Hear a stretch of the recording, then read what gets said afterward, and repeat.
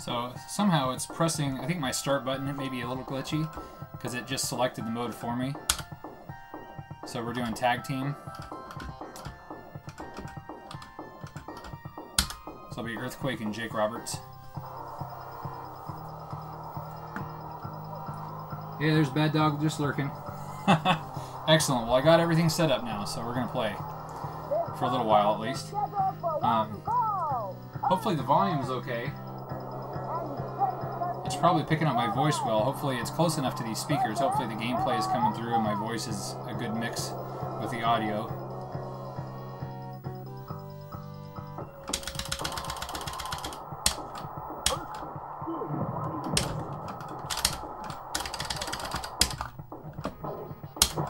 So early in the match, usually when you whip the guys to the ropes, they'll actually hold on to the ropes and not come back, or they'll block your attack.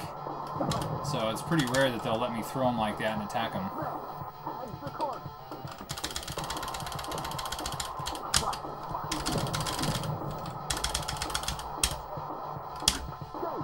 Tag into Jake Roberts.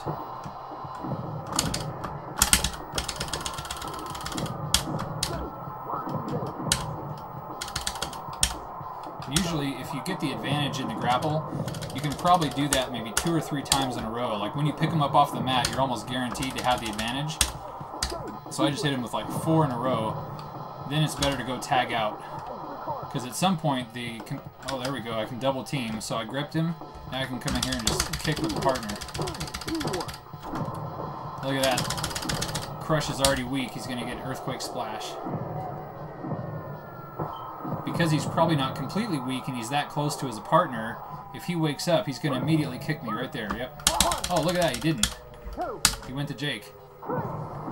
So if the partner doesn't try to break up the pinfall, that means that their life is completely wiped out, and then they won't even try to break it up. So it's a way to allow you to actually win a match if you pin too close. They could change it where you could never win because the partner would always be able to kick out. And of course, being an arcade game, if your life is low, you can buy in more life by putting another quarter in. So it's one of those games where it's all about just taking your money. And as long as you got money, you can keep playing. And so that kind of takes away some of the competitive nature of it if you're playing either a 2-player versus tag team. Because then whoever has the most quarters will guarantee the win. So usually in those cases, when like my friends and I would play, we would say, all right, we're only going to use 1 credit and no buy-in for the match.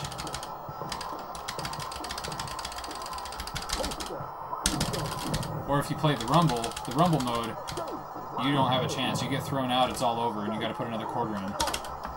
So the Rumble's a lot of fun, but it's also the more expensive mode to play. You get a lot more game time out of the tag team mode. And it's a slower mode, too, where you can really take your time and actually try to simulate a real wrestling match. There we go, Boston Crab. The submissions in this game only actually submit somebody if their life is completely at 0. And you can tell for the opponents, you don't actually see their life bar. So you only know that based on when they fall down. If they fall and they're laying at an angle, then they're weak enough for you to actually go for a pin. So it's kind of fun sometimes if you're playing against a friend. Well, there's the DDT, that's it. I'm going to drop a knee. Oh, and of course he's the immortal Hulk Hogan. He's not going to go down to just 1 DDT. If you're playing against a friend where you're both controlling each side, it's sometimes fun to go and try to have a match that only finishes with submission. So you never go for a pinfall, you just try to submit. So there's a lot of ways to really mix up the game and make it a lot more fun than if you're playing against the computer. Because the computer does have certain patterns that you can exploit, but there's enough randomness built in that even if you try, it's going to turn on you just enough where there's no way to truly go through and... I don't know if anybody's ever been able to, like, on a single credit at the default settings of the game, go all the way up through the Legion of Doom and defeat them. I've been able to get to them on a single credit, but I've not been able to defeat them on a single credit. Because the Legion of Doom actually has, like, their moves take more damage off of your life bar, and they have a larger life bar than your regular opponents. And when you buy in, your opponents get a little bit of a boost too. Not as much as you get, but there we go. Double team on the boss man. I like a boss man's ready for a DDT or an earthquake splash. I'm gonna let him get up and hit him with a DDT. Here we go. Boom. But he's close enough, Hogan's probably gonna come over and get him. Oh, he's not. Hogan's messing around with earthquake over there. Nice. Now go for the next match. So we still got C&K and Chodesley, and Burrs and Wobbly if they're still awake. Alright, so here we go in a tag team cage match, which is really cool because it's using the old school blue cage, which, I mean, it's old school now. At the time, this was the only cage they had. WCW actually used to use chain link like they use now, but WWE always had this really heavy-duty blue painted steel cage. And so in this match, really the only thing you can do that's unique about this, besides the look, is when you whip them to the ropes, instead of bouncing back, they crash into the steel. And it takes off damage just like if you hit them with the steel steps from the outside. Just like that. The nice thing, when you do reversals in this game, if you see that they have the advantage, and they're pushing you down in the grapple, if you hit the B button, which is your kick button, that's also the run button from the grapple. And so sometimes if you have enough energy, it does kind of like a random calculation where you can reverse their move into an Irish whip to throw them into the ropes. And in this steel cage match, that takes off a ton of damage, or it does a ton of damage on the opponent. So like here, boom, right into the steel. Then you can do the big elbow. So 2 buttons together, push both together at their head to do a big elbow drop. Usually they'll roll out of the way, but if they just hit the steel cage and you do it within a certain amount of time, oh, look at that, it rolled out. Usually you can nail it after they hit the cage. In standard matches, they almost always roll away. And when you get into this punching contest, it's a 2 out of 3, so whoever gets 2 out of 3 punches is the one who will get the grapple move off. There we go. You can also climb the ropes and do a double axe handle off the top, or you can do a big splash. If they're smart and they move out of the way, you can't reach them at that distance, and the computer will always step just out of range, so if you try it, you'll usually miss, and then you'll fall, and they'll get the advantage. Alright, and then when your guys are weak, you can see when he's walking, he walks really slow and he holds his gut, so that's when you know that you really need to be tagging out.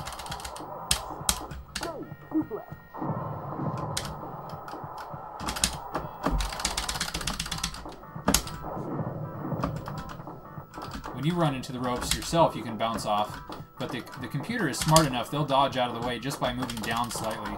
So it's really, really hard to hit the computer opponents with any kind of a running attack like that knee or the elbow. If they're weak like that, where they're holding their gut, usually you can time it, especially if they're trying to walk to the tag.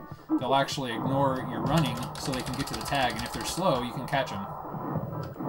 Alright, so now he's at an angle, which means I can hit the DDT, or if I tag the earthquake, now I can give him the earthquake splash. There we go. So this will be it, as long as his partner doesn't come in and kick me. Boom. Oh, just barely. He was missing him. Oh, but he just took a DDT. Oh, look at that bear hug. That's going to be it. Submit to the bear hug. Now go for the next match. God, I love earthquake.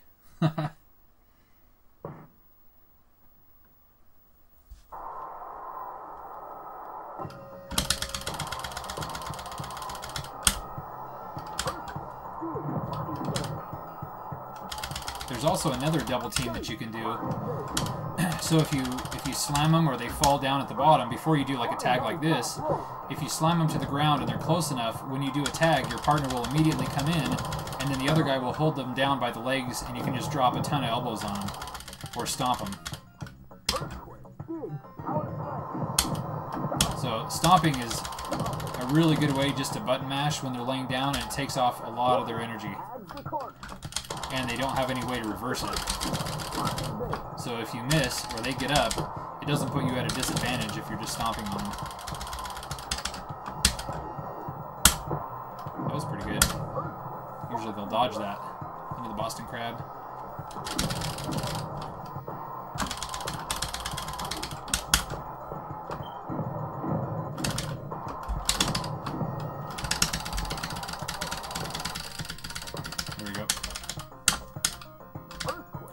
So like right here. So now if I tag out, oh, he didn't do it. There's not a really surefire way to do it. As long as they're within range and they're in the right position, it just automatically will happen. And sometimes it depends on if you're, when you tag out, if you're already weak, instead of doing the double team, it'll just go for the tag and try to rest and regain energy. Because the energy will come back very slightly to whoever's on the outside waiting for a tag. You see Earthquake just went up there a little bit.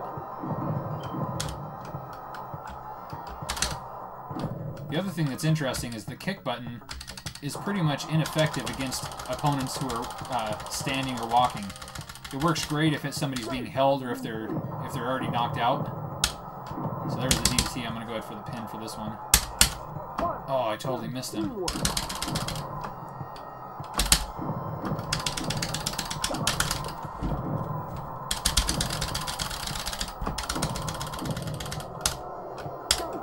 There it is, DDT. I forget who the legal man is. Oh, it's Warrior. I should have gone for the pin.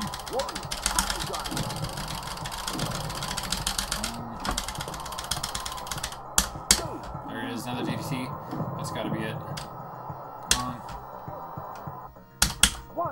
Oh, that would have been it if I had caught him with Earthquake. Nice. Shoot. So now you can hear the music changed a little bit, and that's because their timer is getting low and my life is low. There it is, the Gorilla Press from Ultimate Warrior. Barely kicked out. Oh, this is going to be it. Earthquake's going for the splash, and I got the pin. Nice. That was really close. So I got a little bit of life back there for winning the match, but I'm still really weak. I see we got the Vilder in here. How's it going? Thanks for watching. I don't have a face cam anymore here set up. Oh, it's right behind me.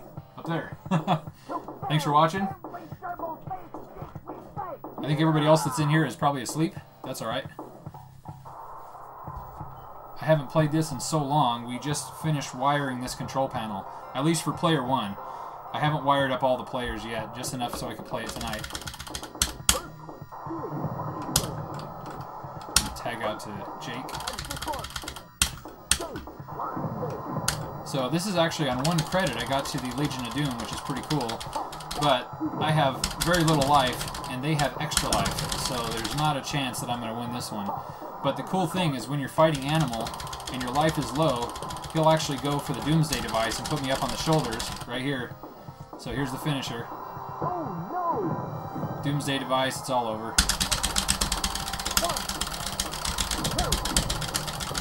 Oh, wow. I didn't expect to kick out of that. So if I can get Earthquake to get out of there, I'm going to tag out. Nope, his life is down too.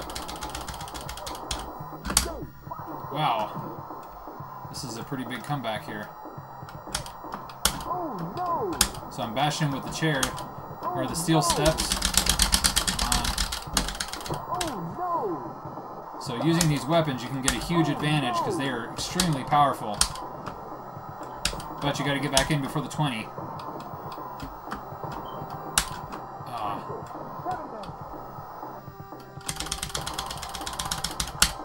Wow.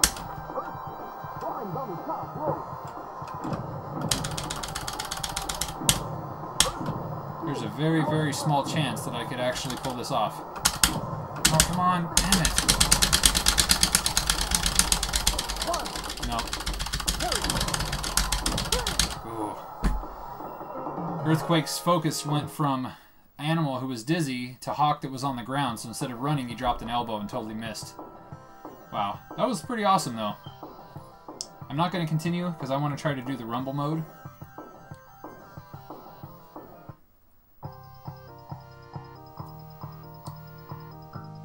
Alright, so I'm not putting this in because I don't have a battery to save it. I think real quick I'm going to change my title on the stream here, because now it's no longer wiring it up, it's gameplay.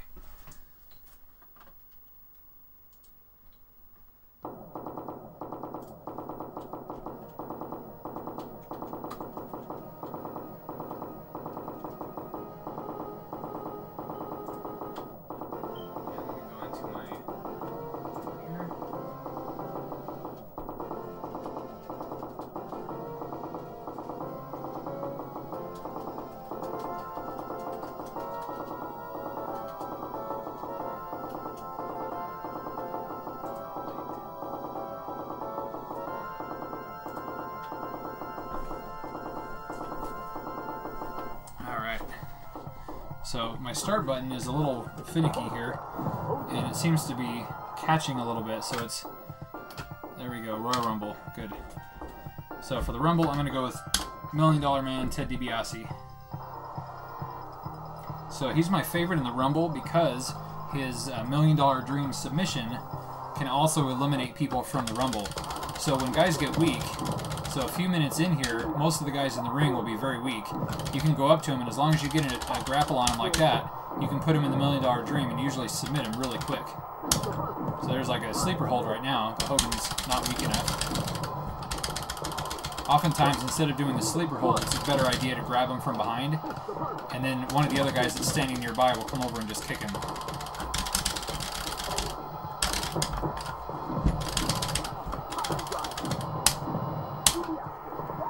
And usually one of my strategies in the Rumble is just try to focus on one guy, take him away from the group so you don't accidentally start attacking somebody else, and just wear him down. Oftentimes the opponent that you're facing, once you wear him down enough, they'll try to get away from you, and then you just switch positions to somebody else. But you always want to look around and try to find somebody who's walking slowly, like Earthquake right there. Oh. And then try to attack them because they're going to be the weakest ones. There we go, Earthquake. Suplex. Once DiBiase starts doing the suplex, you know that they're getting weaker. And you want to stay away from... Oh, there's Mr. Perfect is already laying at an angle, so he's ready to go to sleep. There we go. $1 Million Dream. Oh, he might... Oh, yep, he gave up. Nice. And then Animal is weak. There we go, fist drop. Oh, and I'm really weak too. Wow.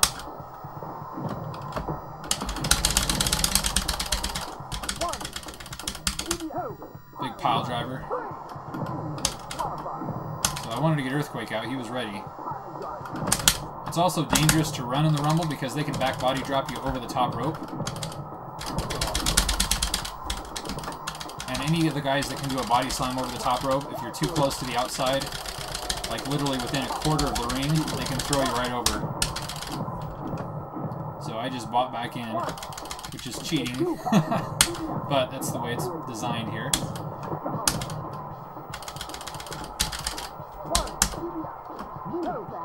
So, as I mentioned earlier, this Rumble is impossible to win on a single credit.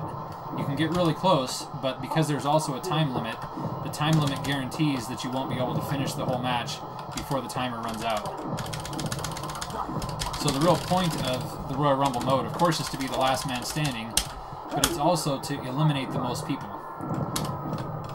So when you put your name in on the high score bar, it's not about high score, it's about how many people you eliminated. And DiBiase, I usually have the best luck eliminated the most because you can eliminate them based on submissions with the $1 Million Dream.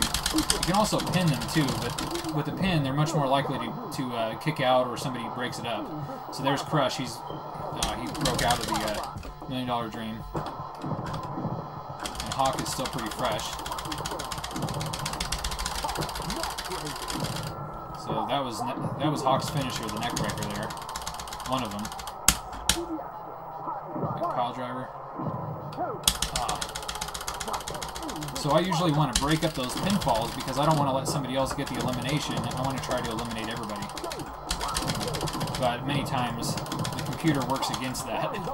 It tries to do its best to not allow you to get your pinfalls or eliminations. And there's Smash getting ready to come in.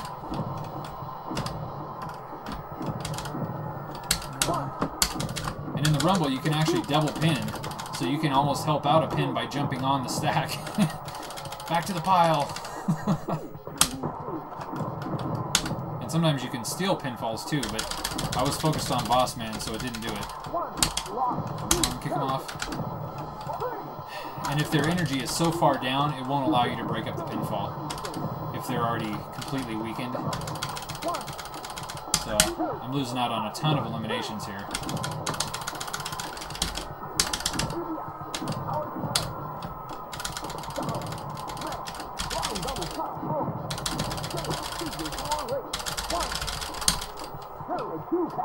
There's Ultimate Warrior coming in. I'm going to try to get some space over here and catch my breath. There it is. Jake's going to go to sleep. Nope. Oh, he did. Boss Man tried to break it up, but couldn't do it. Ah, Boss Man can body slam over the top rope, too. So that's how easy you can get eliminated. I mean, you can still buy in on energy, but once you're thrown over the top, it's done.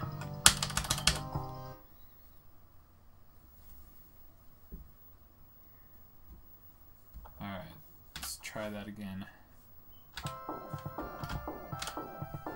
This time I'm going to be the Ultimate Warrior. Ultimate Warrior has a little bit more strength than most guys. I mean, the bar is the same, but maybe it's that his moves do a little more damage.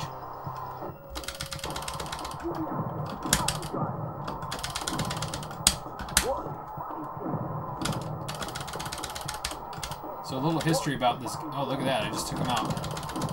Body slammed him that early. So that's also a good strategy here. If you can gain the advantage on your grapples and then time it just perfectly, you can do that body slam over the top. But the moves kind of cycle, so most guys have like 3 moves. Oh, there he goes. So I already took out 2 guys. Oh, there's Hogan. Nope. There it is. Mr. Perfect has been eliminated. So I've already done better than I did as DiBiase last time.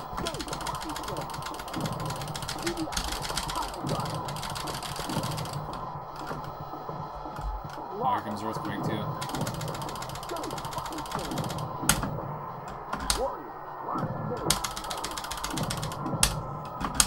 Oh, there goes Sergeant Slaughter. Taking him out left and right.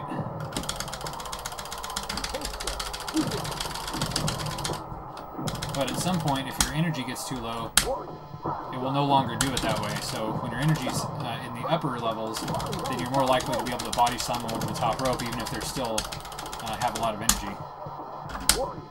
Oh, I thought that was going to do it. There's Gorilla Press. That means Hogan's getting weaker. There we go.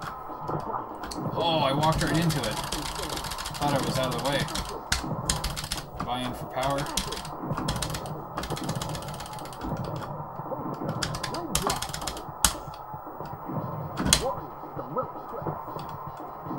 There we go. Running splash on Hogan.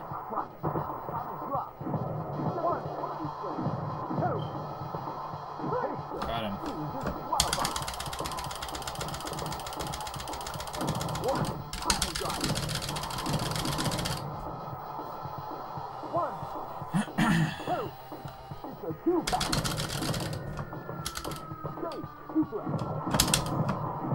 So Warrior also has the diving clothesline. So if the guys are weak enough, you can run towards them and fly, and usually they can't block it. There's the Gorilla Press. So as soon as you can Gorilla Press them, then you can do the running splash. And that also opens up the flying clothesline. But they have to be standing. And usually it's easier if they're standing weakened than if you're just running towards them.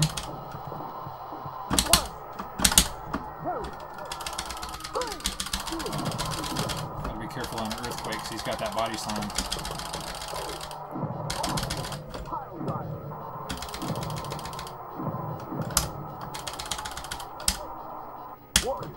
Got a big pile driver on Earthquake. Going up top. Nope.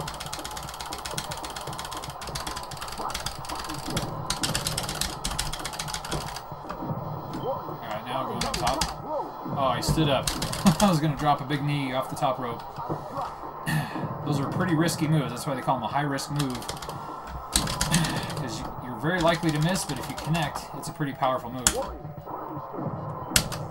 That big elbow, same thing there. Actually connected.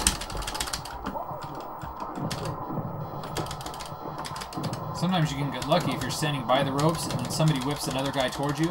If you time it properly, you can do a back body drop and send him right over the top. There we go. I think we got Crush.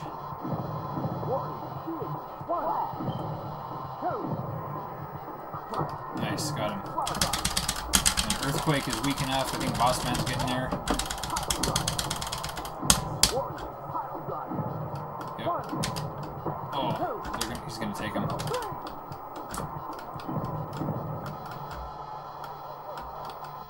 Final 3. As long as I don't get body slammed over the top, I'm gonna win it. Warrior, gorilla prick.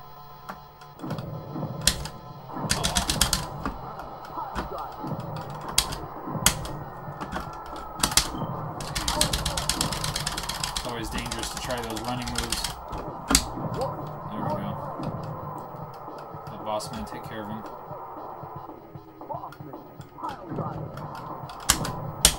Oh, that would have hit Boss Man. That was actually... Oh, and I can't kick him off. He's too weak. Oh, there it was. Big flying clothesline. Come on. Aw. Supposed to do the running splash. He must not be weak enough for that. Nope. I'm too weak. I couldn't even get him up to the pile driver, and my timer is getting low.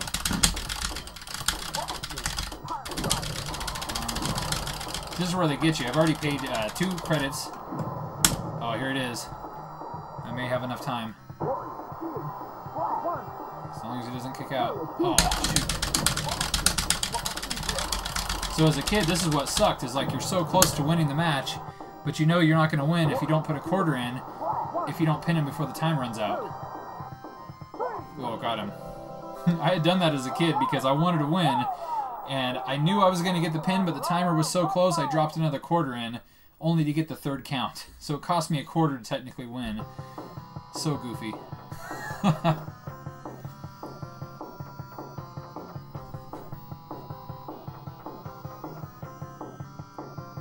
always love these pictures of the wrestlers too. Especially Earthquake. Demolition. They were awesome. It was always kind of weird though that at the time that this game came out, Demolition Axe had already left the company, because for a while there they added Crush, and then it was Smash and Axe to begin with, then they brought Crush in as the 3rd member, and then Axe kind of was moved out of the way and he wouldn't wrestle. It was usually Smash and Crush that were in the match, and then Axe would be on the outside. And then he disappeared. Look at that, ranking #1. I eliminated 8 people. 1 away from getting the actual champion, which I've only done 1 time before as Ted DiBiase, as I mentioned earlier with the $1 Million Dream. But I've never eliminated everyone, 100% of everyone. I've come very close. That 1 time with DiBiase, I eliminated everybody except 1.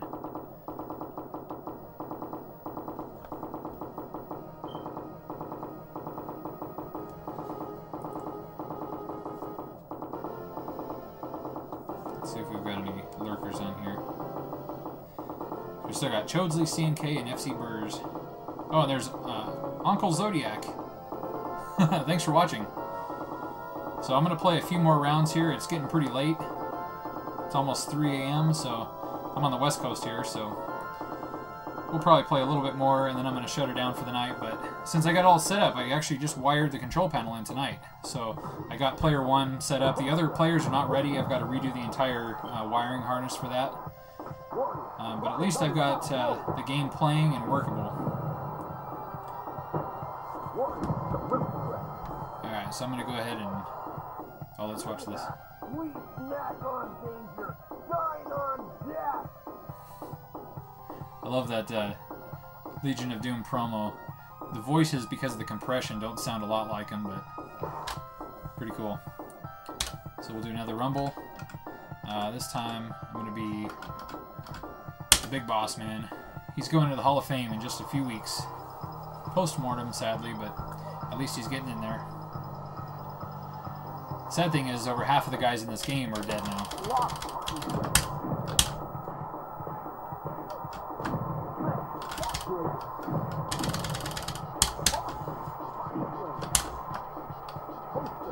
Alright, so the strategy in the Rumble, of course, is throw him over the top rope to eliminate, or you can do a submission or pinfall. And you want to defeat everybody in the match and be the last guy standing. And of course, as an arcade game that wants to take your money, you can always buy in with an extra credit to get more life. But there's also a timer that counts down. So you get a boost in your timer every time you buy in. But oftentimes when you get to the end of the match, you're really struggling to win the match before you have to put in a 3rd credit. And oftentimes it comes right down to it, where it's you and 1 other guy, and your life is low and the time's running low, and the game sometimes I feel like kicks the guy out more than he normally would because they want you to put that extra quarter in just to get that 3 count. And as a kid, I put all my money in this machine. This is pretty much my favorite arcade game of all time. And when I was, of course, this game came out in 1991, and I played it as much as I possibly could. Everywhere it was, I put all my quarters in. And I remember me and my friends talking about, you know, if we could only own one arcade game, this is the game we'd want to own.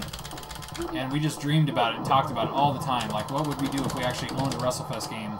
And I remember daydreaming about having one in my bedroom. And I never thought that it was only 6 years later from when this came out.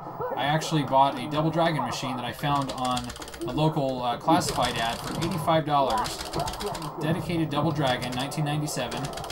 It came out in 87, but I bought it in 97. And so I got online, and I was pretty active on the arcade collectors news groups at the time, just as I was getting interested in it. And so I was able to buy one of the WrestleFest control board, or the PCB boards, and installed it in my Double Dragon, and I built a custom control panel for it and everything. So technically, it was only like 6 years after this game came out, after I was dreaming about owning it, that I actually owned it. And it seems so weird now to think about that, because it felt like it was forever, but it was really only 6 years. And, man, I played the hell out of that game. I don't think I actually had Double Dragon back in that cabinet for probably at least, you know, a year or so, maybe 2 years, before I went to college, and then I left it at home for my brother. And then as soon as I graduated, got my first apartment, moved it back to the apartment, and then I started buying like Mortal Kombat boards and all the other games that I loved as a kid, and converted that Double Dragon into multiple arcade games running actual hardware inside. But still, of all the games that I have, and I've got almost 50 of them now, WrestleFest is still my #1 game. So I can't wait to get all 4 controllers wired up so I can actually do like 4-player Royal Rumbles when people come over. And that would be a hell of a fun stream to get a bunch of friends over here, and we'll all be playing the Royal Rumble live on Twitch. And for me, this channel, it's all about playing actual hardware on, you know, real arcade games on the real hardware. I gotta put in another credit. Oh, good, I got my door unlocked here. I used up all my credits. There we go. So far on this channel, I've been playing mostly pinball, and I figured tonight this would be a good time to actually get in here and do the work on wiring up this control panel. So the first half, if you go back in the video on demand tomorrow, the first half of this is actually me working on the wiring harness for the control panel. And it took longer than I expected because the original wiring harness that I had, it used the wrong size connectors. So thankfully this cabinet itself, before I converted it to WrestleFest, was a Golden Tee conversion of a Captain America and the Avengers cabinet, which unfortunately I thought was the original dedicated WrestleFest, and it turns out it's Captain America, which is also a pretty fun game. So occasionally I keep an eye out for any Captain America boards, and you can buy the replacement artwork for it. So I think eventually I'd rather have WrestleFest, if I can't find a dedicated WrestleFest cabinet, which they're extremely rare, just because most people converted into other games eventually, and most of these were kit games. Because they're so rare, I may end up putting this in like an old Konami 4-player cab, like a Simpsons or a Turtles, which I used to own, and I traded for this one, and I kind of regret the trade now, only because this turned out to not be the cabinet I expected. But then I could convert this back to Captain America and the Avengers. I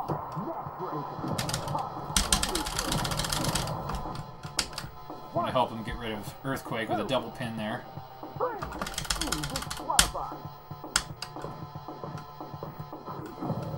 Hey, there's Xylome. Yeah, almost 3 AM too, yep. Thanks for watching. And we got Chodesley. What's Arn Anderson's stats? Yeah. Unfortunately, Arn Anderson's not in this game, although Hawk looks kind of like Arn Anderson with face paint, with the bald head. The cool thing is Arn Anderson actually just came out for the WWE 2K16 game on the PS4 and Xbox One and PC. So Arn Anderson and Larry Zbyszko as the Enforcers, which was an awesome tag team. And tonight I just downloaded 2K16 on Steam, which was really cool because they had it on sale. Plus it comes with all of the Season Pass DLC. So there's like almost 30 additional wrestlers, mostly all legends, that are added into the game, including a ton of retro WCW arenas. Halloween Havoc 96, I believe, right when the NWO started. Come on, let go. Here we go, big splash. So if he kicks out, I'm going to hit the Boss Man Slam, and that's going to be the end. Got him.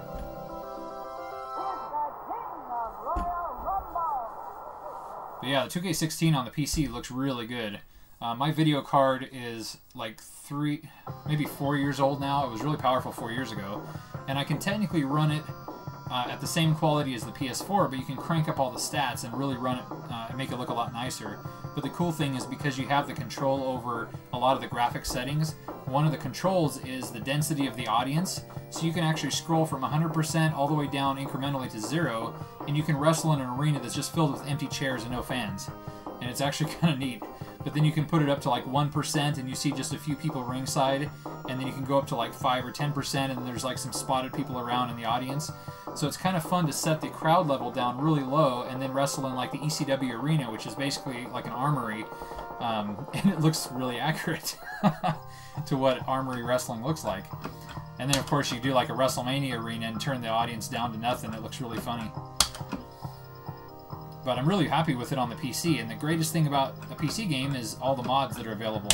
So already within, like, it's been out for 24 hours, and there's guys that have already converted previous models and custom videos and music and everything from the last year's game into the current game. And so I'm waiting until they figure out all the hacks for it. That way I can actually put Hulk Hogan back in there and Yokozuna and a bunch of the guys from last year that didn't carry over to this year. And I already had, like, Earthquake, that's my favorite thing. They actually brought Earthquake out for the new game, and they finally, after all these years, Earthquake has been in a previous SmackDown game, but they never animated his Earthquake splash properly. And in the current game, they actually animated exactly like it is in WrestleFest, where he taunts first, then he does his 4 big stomps and goes around their head, and then runs off to the ropes towards their legs, or towards their head, bounces back off the other side, and then crushes their chest. And you can click it into a pinfall, and even the animation of the way he lands is made perfectly just like he used to do it back in the early 90s. And so Earthquake has been available for like 2 weeks in the game on the PS4, and already I have more plays as him than anybody else in the game, you know, over the last 6 months. We snack on danger, dine on death.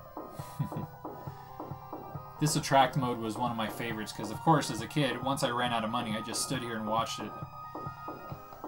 And it's actually a great attract mode because it tells you about the different modes, and you hear the commentary, and it gives you an example of everybody's specialties and their finishing moves.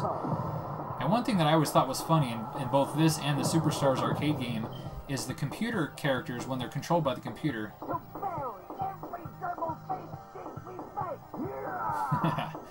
When the computer controls them, they can actually do taunts.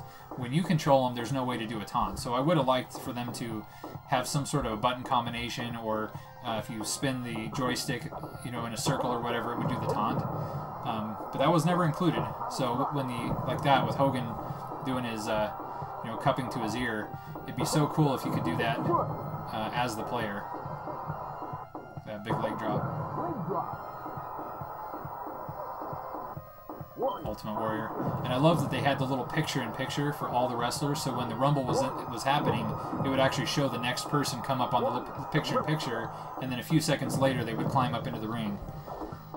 What a great job emulating the real Royal Rumble. Because this game came out in '91, the very first Royal Rumble was 1989, which was a free show on USA Network. So 1990's Royal Rumble was just before WrestleMania 6. That was the very first Rumble, and this game was programmed immediately after that first official Royal Rumble pay-per-view. And the fact that they got it so right that even now it plays amazingly, and the Royal Rumble modes in almost every other wrestling game suck completely, it's just a testament to how good this game is. And it is an arcade game, and it's sort of button mashing, but there actually is a ton of strategy once you really get to know it. And every wrestler plays very similarly, but they have different moves that you can use. And the moves have different placements, so there's actually a lot of strategy into when to hit the button to do the move and when to drag them with a headlock to different locations in the ring. And especially in tag matches, there's actually strategy to tagging in and out more frequently to preserve your life, because you gain a little bit of life just by standing on the apron. And there's also some things that if you figure out just from playing it a lot, the way the AI is controlled, or the program, in terms of how it interacts with who has the benefit of the grapple, you can time your tag. So when the opponent tags out, you wait till they walk in and they're out of that tag animation, then you tag your partner, and now you have the fresh man bonus or advantage. And of course, all this stuff I figured out just by playing the hell out of it as a kid. And over the last 15 years since I've been out of college, playing it pretty much non-stop, because I've had this game in my possession since 1997, the board at least. It's gone from various cabs, but finally it's in a real dedicated 4-player cab. Yeah, here's the big earthquake. So he does his big stomps, and then bounces off the ropes first, and big butt splash. So cool. Alright, I'm going to play tag team mode now. Saturday night's main event. We're going to go with the classic Hogan and Warrior tag team. My favorite was always choosing Earthquake and Sergeant Slaughter, because they're the two biggest guys, and also the main bad guys of the company at the time. I was always a fan of the bad guys and the fat guys. But Hogan and Warrior, they were the team that almost everybody picked, because they were the two most powerful guys in all of the Federation at the time. But I also love playing as Mr. Perfect, finishing the match off with a perfect plex into a pin. So cool. The only person that this game was really missing that should have been in it, well, two. Macho Man Randy Savage should have been in this game, and The Undertaker had just debuted just months prior, so the game was in development about the same time he came out, and it was one of those things where it was such a new character that they had no idea it was going to become as huge of a success as it was, so he didn't get entered into the game. And for years I've been looking to try to figure out ways that you could hack this under like MAME for emulation, to go in there and hack and either add or replace additional wrestlers. And I already did the sprite artwork for The Undertaker, because all these characters are basically the same bodies, just with different color applied. So certain ones have a little bit different, like depending on whether they have long tights or they have knee pads. But they all have a very similar art style, where really only their head and maybe some of the decoration is unique. So I went through and I made an exact perfect copy of what The Undertaker would look like in this game, pixel for pixel. And I did all the animations for it. So in hopes that someday I'll figure out either somebody who can actually hack it in for me, or I'll figure out a way to do it myself. Of course, it would just be replacing an existing wrestler, so there wouldn't be, like the tombstone finisher or anything like that. So it wouldn't be a perfect mod, but it would still be awesome to see The Undertaker in it.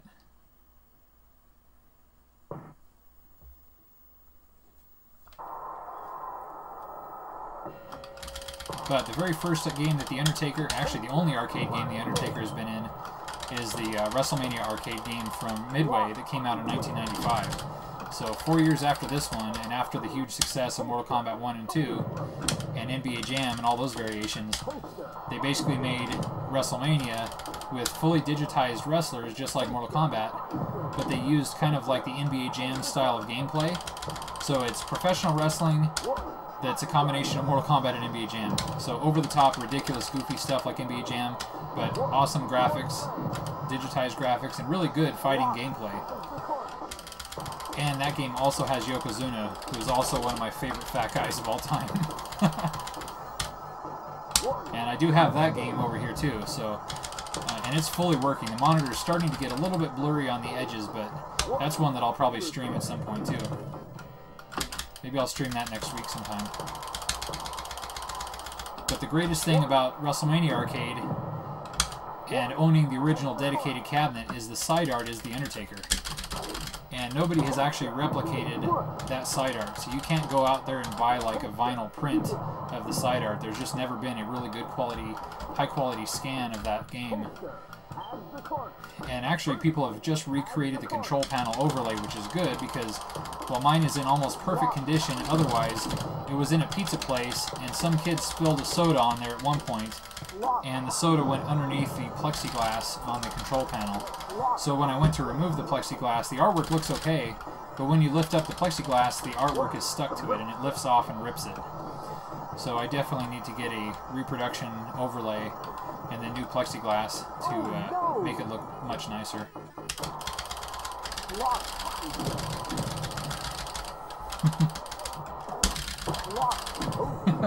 Yeah, Josie mentioned Arn Anderson again down there. Yeah, Arn Anderson's not in here, but you could definitely mistake Sergeant Slaughter's head or even Hawk's head for Arn Anderson. Yeah, the Enforcer Arn Anderson, he was awesome. He was actually in WCW at the time of this game. But I also don't think he would have been included had he still been in WWF. Because at that time in WWF, he was part of the Brainbusters, which is also a really awesome tag team. But they were also very plain and old school. And this game, everybody is very colorful, and especially that time, the early 90s at WWF, everybody was like a real-life He-Man action figure, an over-the-top cartoon character or comic book character. And Arn Anderson was very old school in that way, where he was very plain, and that also meant that they also didn't make very many action figures of him. Unlike all of the WWF characters, they had tons of action figures. WCW had an action figure deal, but they were really pretty crappy too. They were just solid rubber, kind of like the LJNs of WWF, but not nearly as good quality and very tiny. So because they were solid rubber, you couldn't really do anything with them either. They didn't pose. They were locked in one pose. You couldn't move their arms or legs. Whereas the WWF toys actually had like spring-loaded action. So most guys had like an arm with a spring in it that could punch, or they had arms that would do like a bench press or a bear hug. So they all had some sort of action.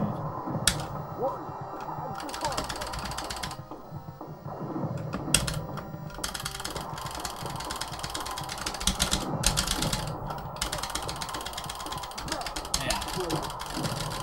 He's going for the tag, so oh, he's not.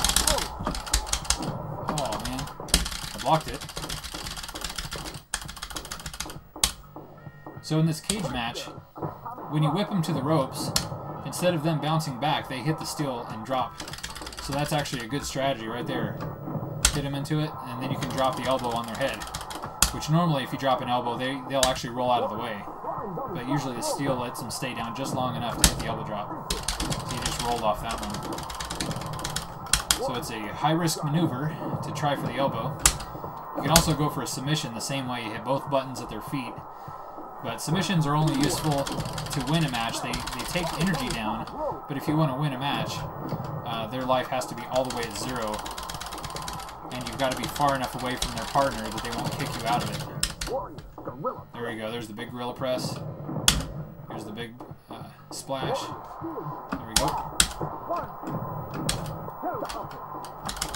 Oh, I got him. Just in time. Now go for the next match.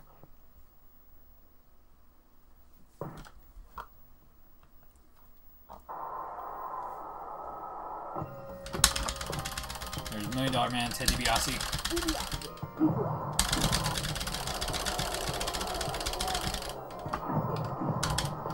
Oh, mean boss man.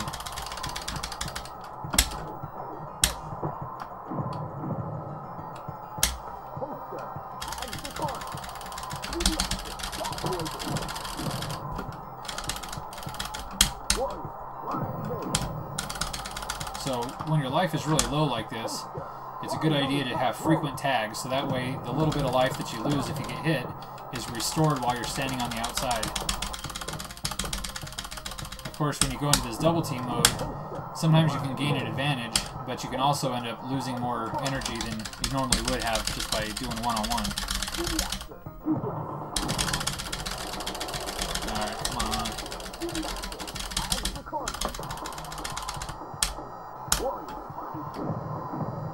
So you can see when he's holding his gut like that, and he walks really slow, that's a good time to tag in. There we go. Oh yeah, look at this. Here's the double team. Oh, come on, do it.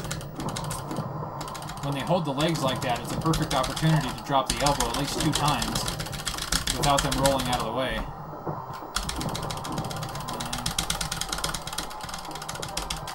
Alright, I'm going to whip him to the ropes. Oh, I wanted to go for the big boot. He must not be weak enough. There we go. There it is. Big boot. Still not weak enough for the leg drop.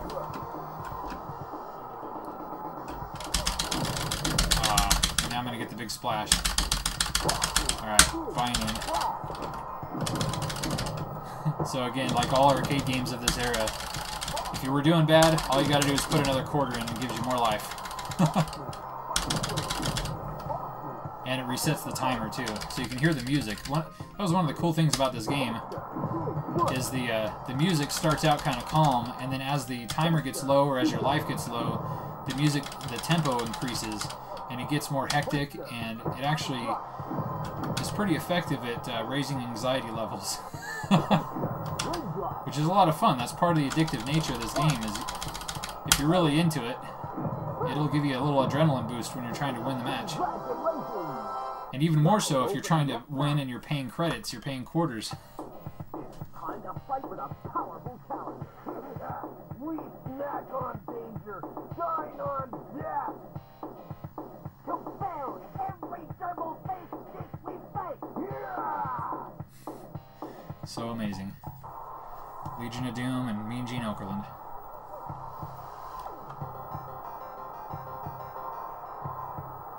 Just having that little simple cutscene and their entrance to the ring makes it feel like a boss battle.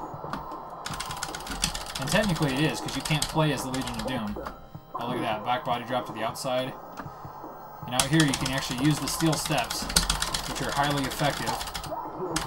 But they can use them on you too. Oh. And it's powerful. So if you time it correctly, you can usually get a couple hits off before the counter gets too high. And if you hit him enough... Oh, look at that. I might win by count out. Look! I got him. That is sweet. The WWF Tag Team Championship. After a number of tough matches, we have a new champion team. Hulk Hogan and the Ultimate Warrior. So the funny thing, when you win the championship title here, basically, just like all games of this era too, it resets you back and you have 3 or 4 more matches against different teams.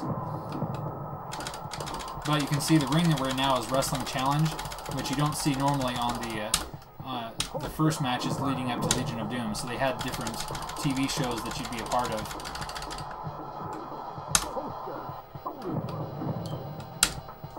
So technically, I got through the Legion of Doom using really cheap bad guy methods. So some heel tactics there. But that's really the only way I can imagine going through on a single credit all the matches all the way up to the title match and then winning. But unfortunately, I had to use a credit before I got to Legion of Doom. Mostly because I'm not paying super close attention to what I'm doing, since I'm narrating the whole thing too, but that's alright.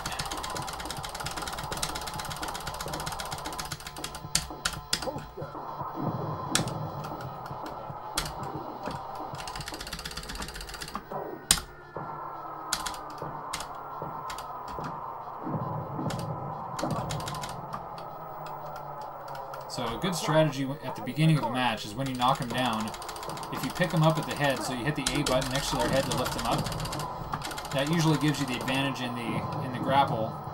But you can also take down a lot of life if you position yourself properly. You can get probably 3 stomps off, which sometimes is the equivalent or greater damage than doing one of the grapple moves. You see, Hogan's like really tired, so it was taking me a long time to get to the tag there. But his life is slowly regenerating on the outside. There it is, Gorilla Press. Wasn't ready for the... Oh, look at this. Here we go, double team. Again, that's usually reserved for the bad guys, but Hogan never let that stop. Oh, look at that. I took Hogan out. That's what they call in the business a Pearl Harbor job. And Hogan was the victim of a Pearl Harbor attack on many occasions. Not by the Ultimate Warrior, but by almost every other bad guy of the era. Most notably Earthquake, who crushed his rib cage so severely that Hogan was out of action for a long time. And that's when they actually had a write-in thing where you could mail him a card, a get well soon card. And I remember as a little kid writing letters to Hulk Hogan to get well soon after the earthquake crushed his ribs and left him in the hospital for months. And of course, in reality, Hulk Hogan was making the wonderful movie Suburban Commando, which is probably my favorite Hulk Hogan movie. It's a great kids movie, and it's a lot of fun for its hokey and cheesy nature.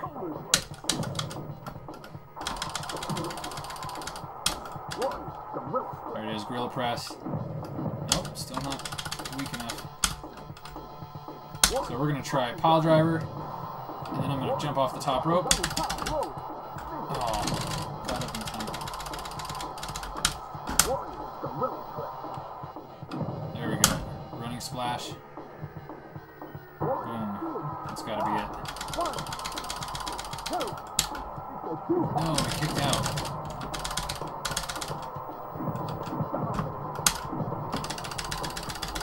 Alright, we're going to go for the flying clothesline. Boom, there it is. And I'll let Hogan finish him off with the leg drop if he stays down long enough. Yep.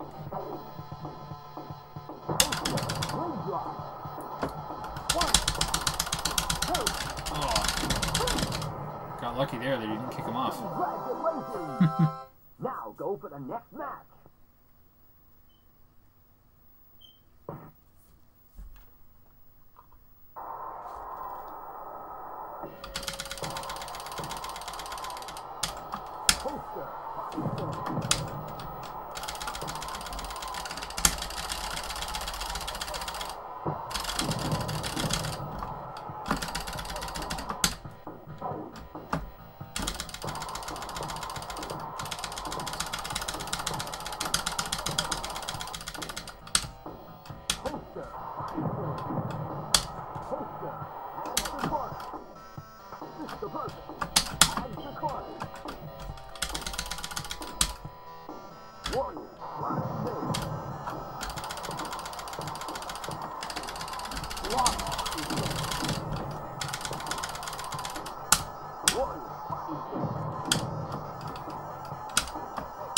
Quick tags, as long as you don't take too much damage, as long as you're tagging quickly, you can recover your damage on the outside of the apron. So that's the best strategy if you want to try to get all the way through the game on a single credit for tag team matches. Usually hit them with the grapple moves or knock them down, and you can usually get two or three knockdowns off and then just go tag. So Ultimate Warrior is almost back to full life again. So as long as you tag out when you've only got like a little sliver of damage, it'll recover usually in time for you to get the advantage on the opponent, and then tag back out again. So now Hogan's back to 100% health.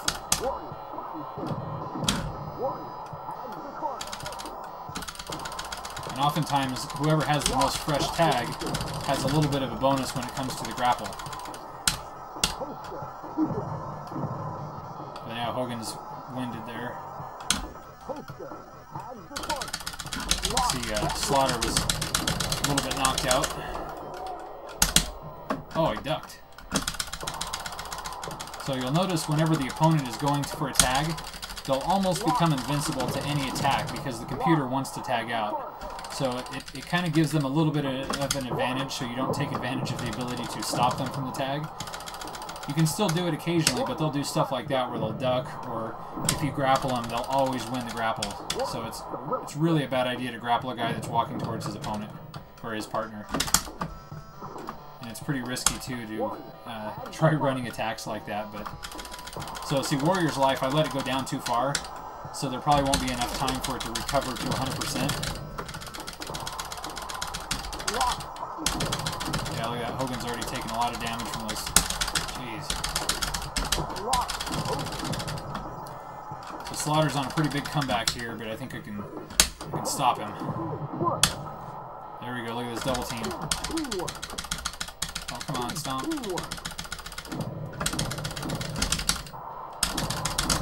Oh, look at that. Slaughter's already got me with the Cobra Clutch, which truly is not the real Cobra Clutch. The real Cobra Clutch is essentially the $1 Million Dream. So in this game, since the $1 Million Man already uses that move, they decided to give Slaughter this submission hold. Look at that. Hogan's life is already down. Man. And my timer's about out. I'm going to just go for a pin and see what happens. Yeah, not a chance.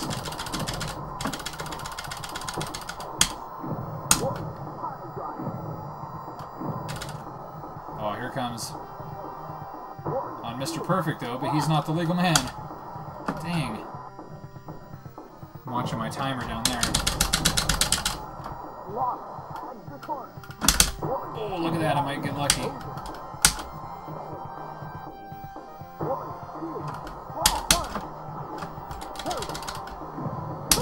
Yeah, I got him.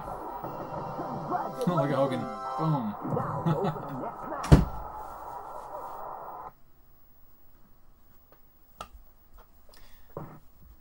Looks like we've only got 3 people watching. That's cool. Thanks everybody for watching and hanging out so late and or early in the morning. Oh, I should have tagged out there.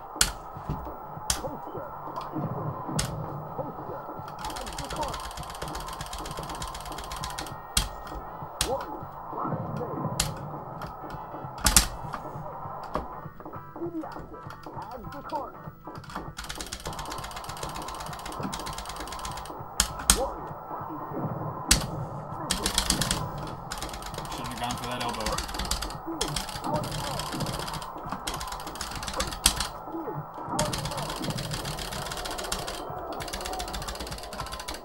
Boom, into the steel cage.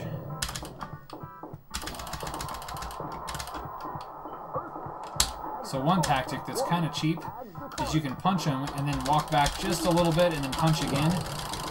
And by doing that, when you walk just... Oh, he's going to get me? Nope. Oh, he did.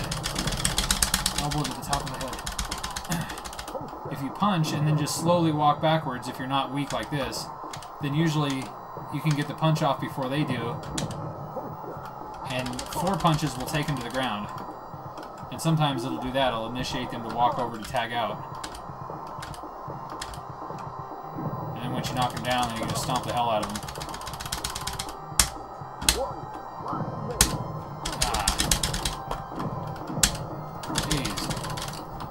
Those elbow drops are high risk, but they do a lot of damage.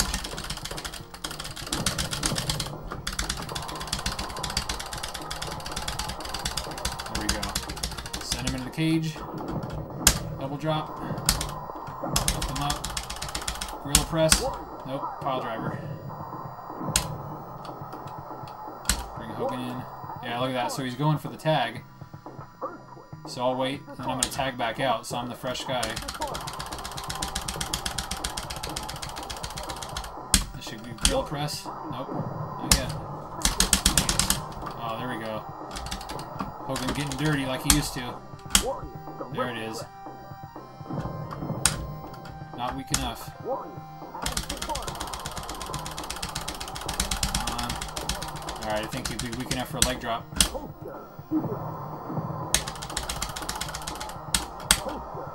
There we go. Atomic drop. Nope. Still no leg drop. There we go. I'm going to do 2 in a row. That's going to finish him off. Big clothesline to the earthquake. Got him. Congratulations! Now go for the next match.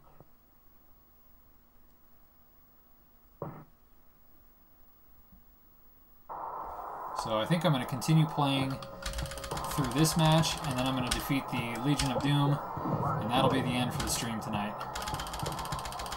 And so technically all these matches I'm having right now, I'm defending the titles that I won from the Legion of Doom, and then when you beat them the second time, that's their contractually obligated rematch. And as far as I know, it's been a long time, so I don't remember, once you beat him the second time, I don't think it continues you back to more tag team matches. I think it ends the game at that point, and you can put in your initials.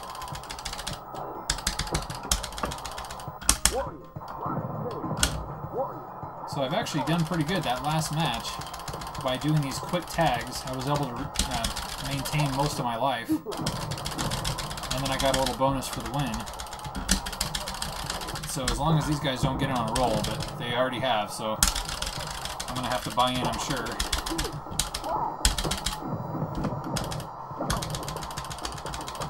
I got to tag out to Warrior if he'll get back up there. Come on.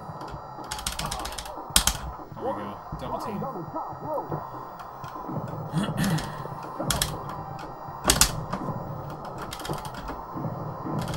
That was lucky. Usually if you run into guys, depending on who has more life or momentum, the other one will go down, but oftentimes both guys will go down in like a double headbutt. Pile driver. Elbow drop. Nope. I gotta quit doing that elbow drop. A little cheap thing there. Into the Boston Crab. Come on, Hogan.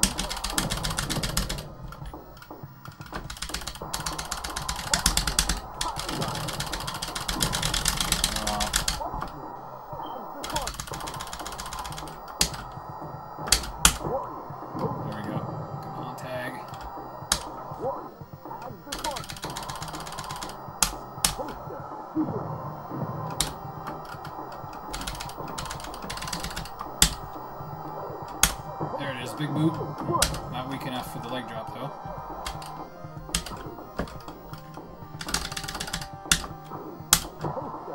Oh, there it is. I'm too close to the boss man, though, so I don't think I can get that pin. But I'm going to give him a couple leg drops and then tag out to the Ultimate Warrior.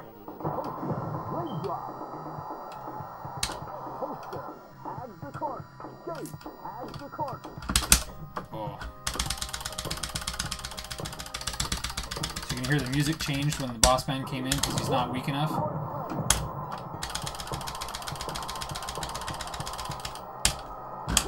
There it is, Gorilla Press. Big splash. That's gotta be it. Oh, DDT on Hulk Hogan. I don't know, Jake had a lot of strength left. Oh, two of them. Oh, and the boss man. Oh, gotta do it. Had to put another credit in.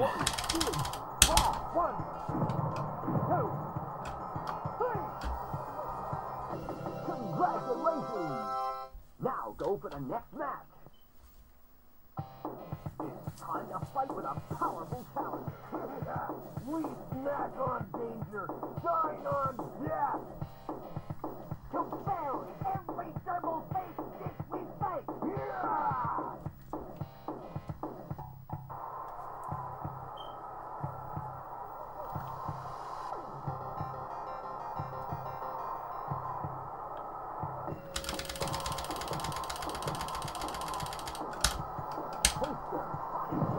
So I may have a chance at winning this match without having to use another credit. I do have 2 credits left. Since I have full power. Oh. But these guys have extra power and they do more damage.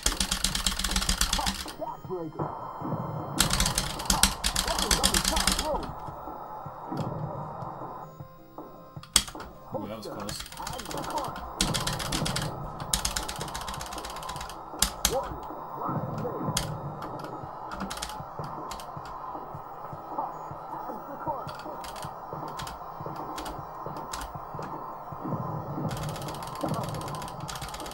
To use a little bit of cheap tactics here to whittle down their life.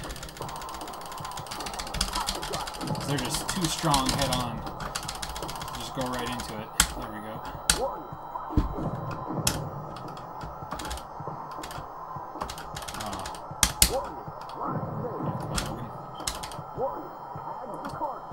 So, my strategy of being the freshest guy to tag in is very difficult in this match.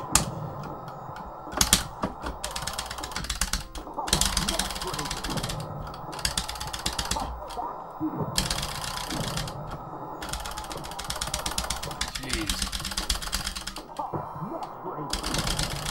Now I'm already in risk of getting hit with a finisher.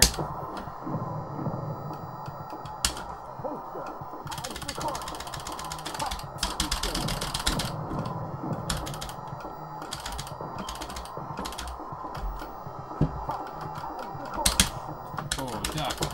There we go.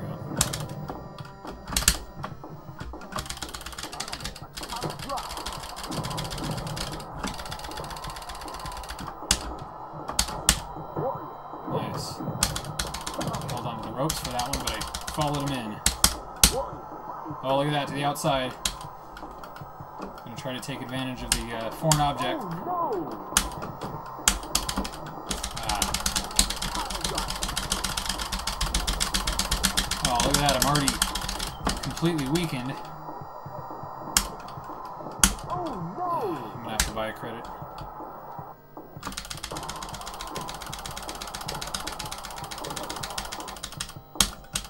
Warrior, pile driver. Has the corner.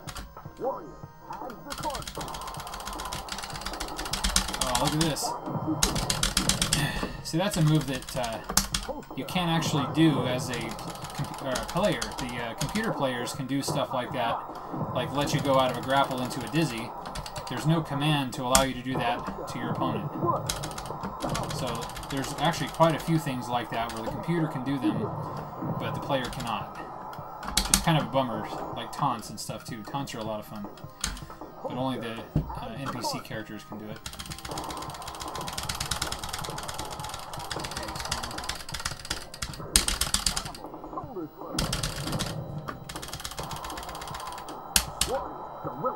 There's the gorilla press.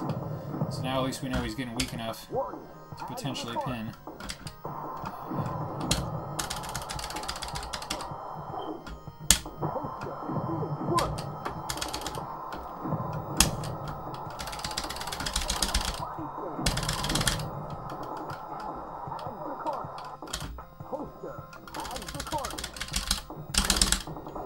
Whoa.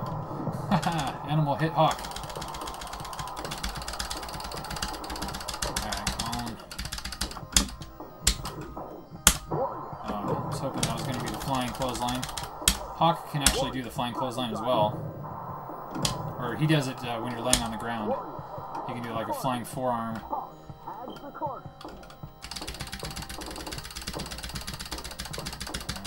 let's hope for the big boot.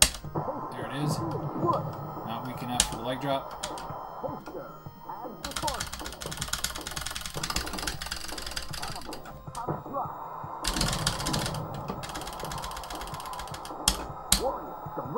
There it is. Alright. Tag to Hogan.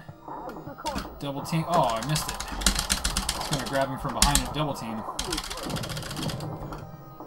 But now at least we know Animal is at least weak enough to hit with a finishing move, leg drop or a big splash. Hawk is not ready.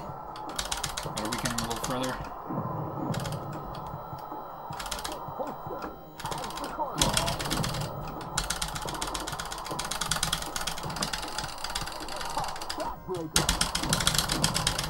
Oh, look at this off the top rope.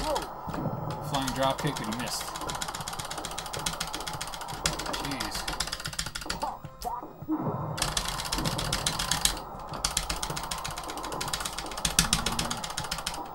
Wow. Usually, oh, there it was. That was a flying clothesline.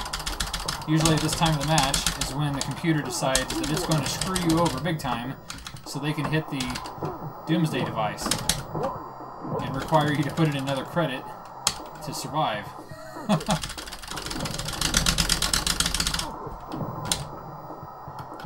we go, look at this double team. Ah, it's supposed to do an elbow drop. Alright. Aw. My timer is running out. I may have to put a credit in no matter what.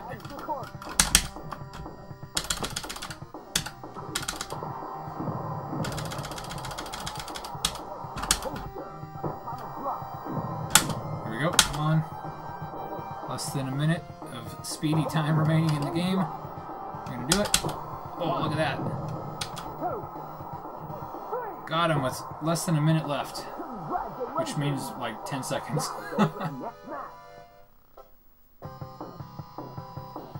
That was it. Defended the title. Went through all the teams twice. Cemented my place as the tag team champions of the world.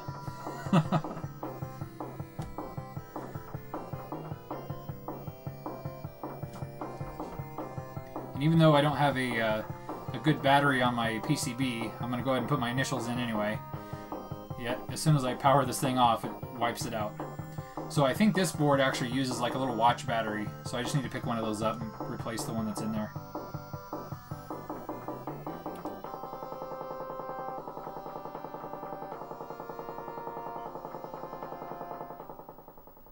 Yeah, look at that. Tag team champion.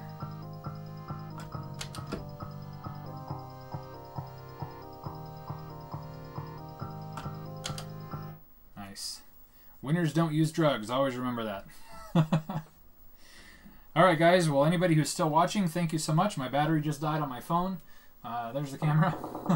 Thanks for hanging out. It's now like after 3 a.m. so I'm going to shut her down. But we'll be back sometime early next week with probably more pinball and maybe WrestleMania Arcade and probably some more of this. Since I've got everything rigged up, I'll probably do another stream of this early next week. So thanks again for hanging out and we'll catch you later.